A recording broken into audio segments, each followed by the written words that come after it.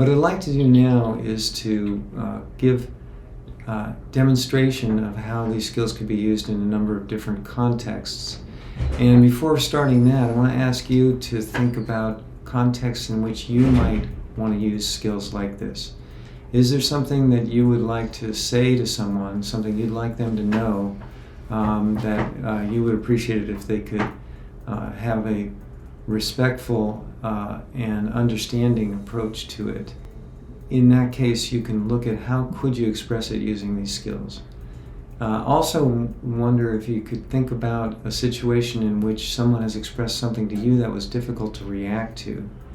And we could look at how could we use listening skills, the empathy skills, to respond to that.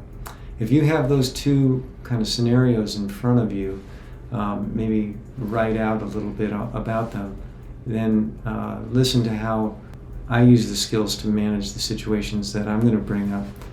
That might put you in a position to come up with a statement you could make or a listening skill you could use. Okay, so the first one, I might as well go for broke here and do the really tough thing. Say I'm feeling jealous about the behavior of my romantic partner, and this has been going on for a little bit. It's been troubling me, and I do feel compelled to speak to it. Let's say my romantic partner is a female, and I've seen her a number of times with another guy on campus, like walking together. They're thought of as friends, and this is troubling me. Now let me just do it badly first to say, I might say something like, so you saw Kevin again, huh? Yeah, you guys spend a lot of time together. Something along those lines.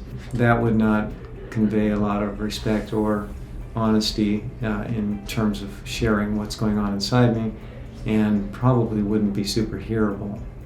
So let me instead try to use I statements, include my emotions, talk about specific examples, say what I want, and make a request instead.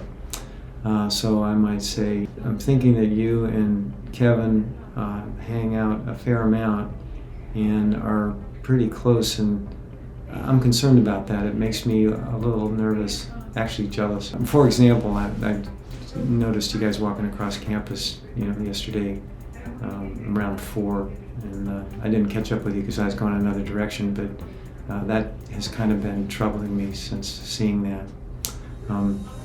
I really want you to feel comfortable being able to be friends, but I also want to feel secure that our relationship is not in jeopardy in any way. That I can kind of feel close to you and count on our relationship rather than being worried that there's issues there.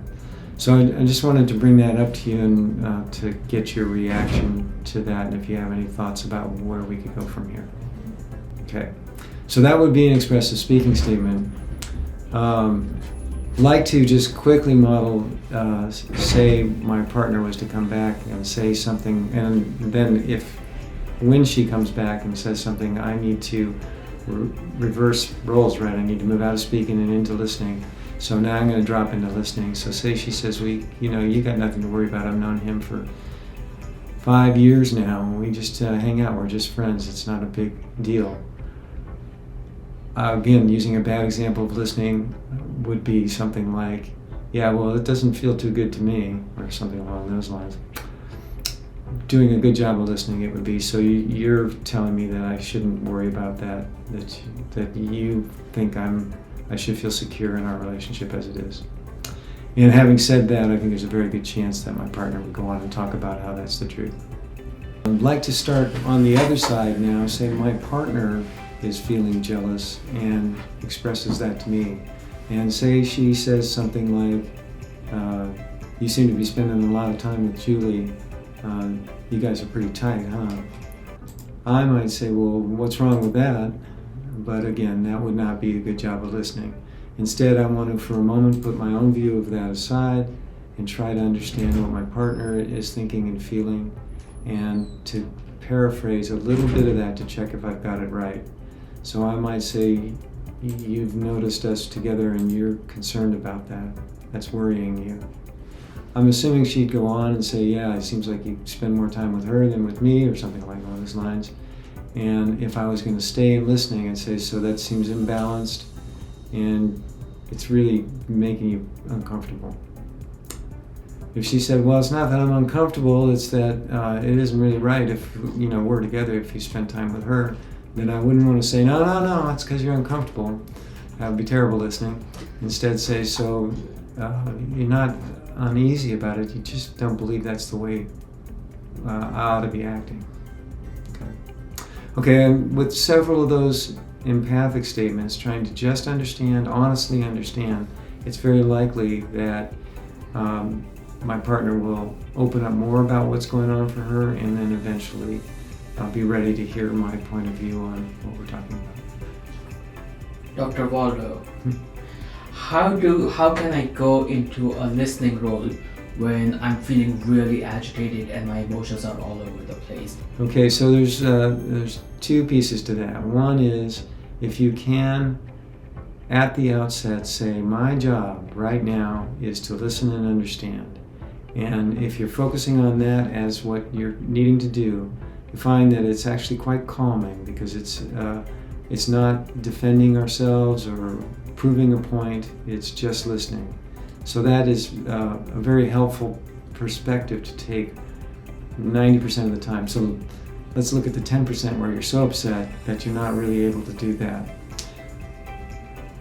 Really, typically the best thing to do there is to take a brief time out to say, I'd like to talk about this further, but I need to do something else, so that you can walk back into that conversation in a listening mode.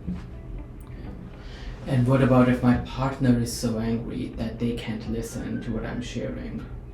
Yeah, I would guess that that's a good time to go into listening as opposed to sticking with speaking. If you feel like speaking isn't going to be effective because the person's not going to be able to hear, then probably not a great idea to do it. So go into listening, try to demonstrate listening until they feel done, and then they might be a lot more likely to listen.